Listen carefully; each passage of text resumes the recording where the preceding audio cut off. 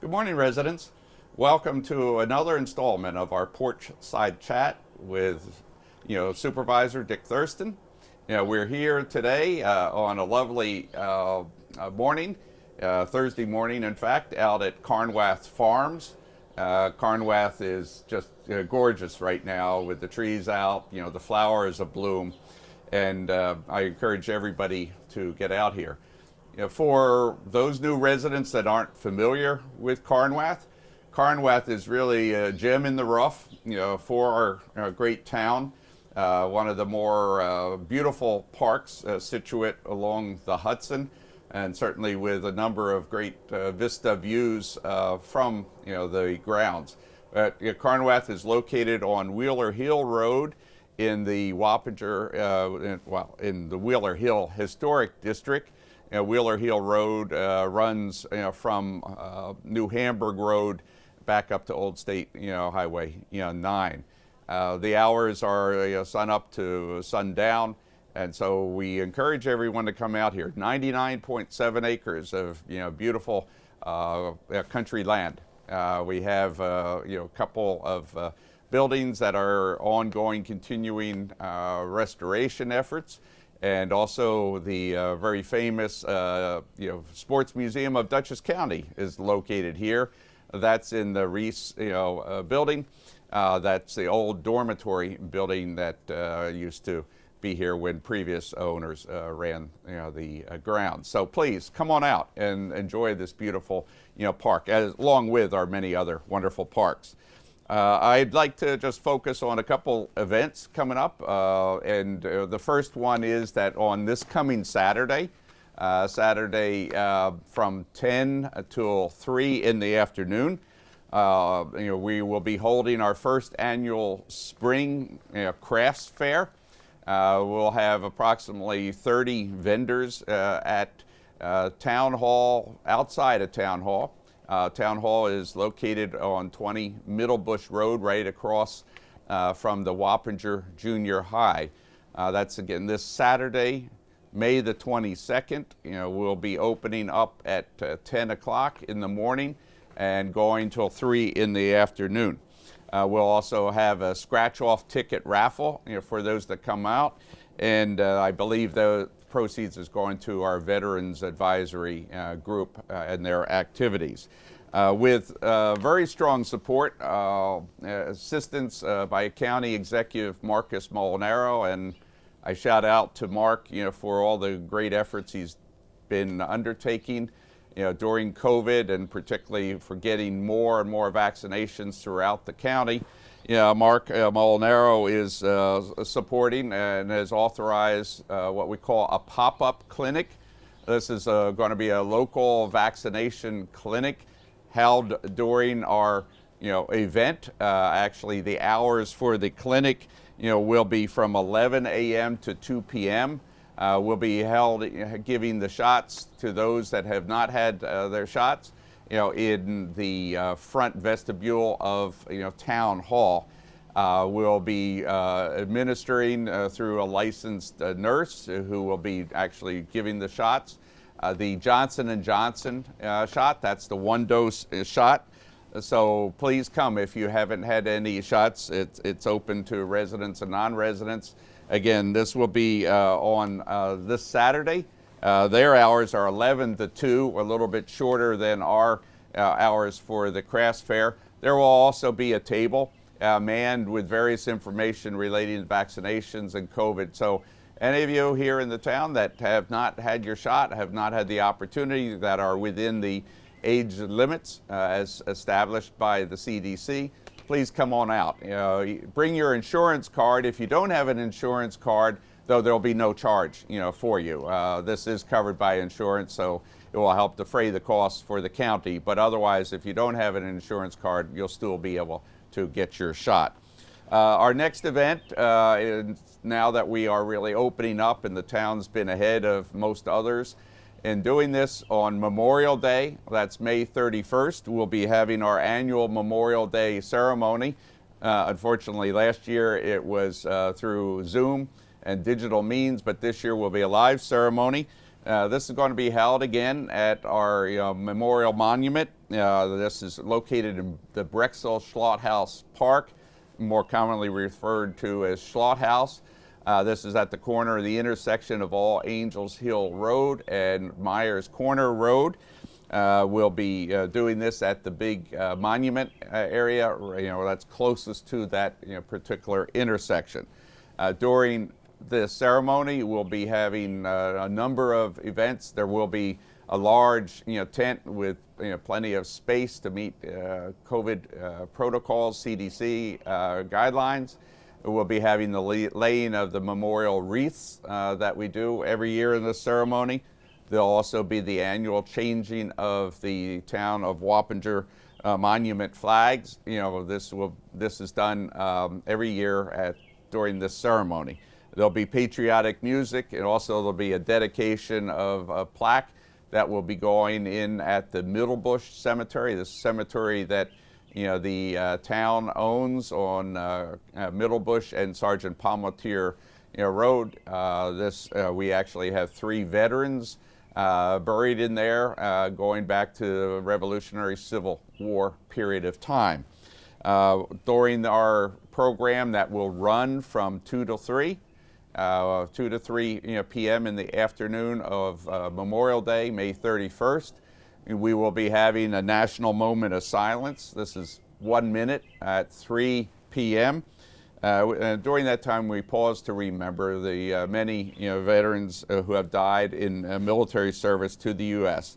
And regardless of where you are, if you're not able to attend this Memorial Day event for the town, please at 3 o'clock take a moment out of your time and pause to reflect on those who have sacrificed their lives for our community. This has actually become a national event since I think it's around 2000. So please come on out or reflect on your moment of silence someplace else.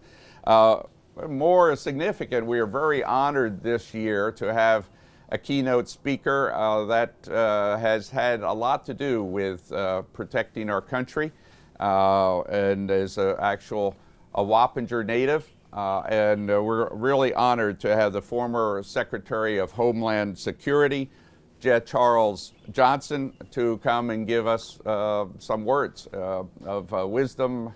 And I hope that you'll all be able to listen to this. I think, Mike, you said we're going to try to transmit this live. Mike Miner has gotten some new equipment, which the town is helping him with, so that we can have live transmissions from throughout the town. And so we're going to be testing this out on Memorial Day event. But Mr. Johnson, Secretary Johnson, served as Homeland Security Secretary from 2013 through 2017.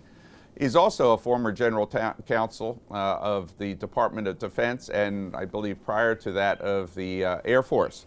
Please come out and say hi. He resided in Wappinger Falls, graduate from Royce Ketchum High School, and I believe also his wife lived across the street, when they were living here, and that's how they met, went to the same high school. So we're really honored to have Secretary Johnson come here and speak to us on Memorial Day afternoon.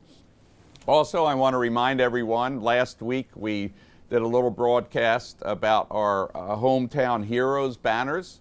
Those banners are now going up throughout the town. As we mentioned last week, we are still open, very open, welcoming people to submit applications for more of your loved ones, friends, relatives who served or are in fact serving in the military today. There's applications that are available at Town Hall, and also we will be having applications at its table during the Memorial Day service. Kevin Hawthorne, who's the Deputy Supervisor of the town of Wappinger, is heading this initiative. We have an outstanding group of volunteers who have kicked off this year with a number of great events so far. These applications, you can apply for one side on the banner or both sides on a banner. one side on a banner, the application fee is $100, and the two-sided banner, will be $200. If you only do one side, most likely we'll have somebody else on the other side of the banner. So please, sign up. This is a great opportunity, and we'll be putting these banners up throughout town. If the applicant has a special request for a particular area in the town, particular road, we will take that into consideration and working with Central Hudson in getting permission to place that on one of the nearby utility poles. So a lot of events coming. We will continue to announce more events as we move through the late spring and summer season. So please come on out, enjoy the parks. We are also undergoing a number of renovation projects throughout the parks. You'll notice out at Spook Hill that construction is going full blast, although we had a delay in contract. One of our contractors for the concrete supply backed out, and we've had some delays in availability of materials because of supply chain issues. Robinson Lane, our ball fields, are also being various aspects of it, such as the inspiration field for the Challenger League. We're repairing some of the field cracks and going to be working on a new bathroom facility. We're looking at alternatives to the flooding, which seems to be constant, out at Airport Drive for the soccer fields. We're looking at how to actually probably relocate to some other parts in the town. So those projects are all ongoing, as well as many others. Last but not least, I'd like to, and hopefully this may be one of my last discussions, I hope, really, on COVID. The numbers continue to improve in our county. The number of active cases now is down to 301, with the town of Wappinger at 17 active cases. 12 people are hospitalized, so please continue to pray for their welfare and improvement. And the unfortunate death number still is around 444, but it looks like that the vaccinations are working in containing the spread of COVID. I would like to say, though, since we are still not yet at the 50% point here in the county as far as vaccinations, both one time or two doses. I think one time dose is, and this is not, I'm not talking about the Johnson & Johnson, but basically where you're required two doses. We're at only around 52% vaccinated, and for two-time doses, full vaccination is only at 42%. And we're not out of the woods yet. And I think, as you've been following the news around the world, many countries that thought they had it licked, are now seeing major spikes in active cases. Taiwan, Korea, Japan, Vietnam, the Middle East, and some Latin American countries are seeing with great concern ongoing cases. And this is particularly because they let down their guard. Even though the CDC is saying that you can get by indoors if you are vaccinated and the other people are vaccinated without masks. I still intend to wear my mask indoors for at least the next 60, 90 days. From all my experiences around the world, going through about 7 different pandemics or pandemic-like events. I still am a big believer in mask wearing, and I've avoided any major illnesses over the years for that. But because of the uncertainty, lack of data, it's hard to say really what is the effectiveness, full effectiveness of the shots in preventing you from getting the illness. It appears, as we've seen with the Yankees cases, I believe it's 9 so far, that you still can catch it. It's not that common, but you still can get COVID. And the risk is that most of the time the people with vaccinations will be asymptomatic.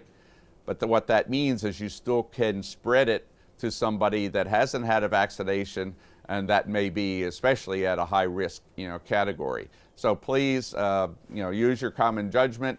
and stay safe, remain well until I see you next time. Thank you very much, and have a great day and weekend.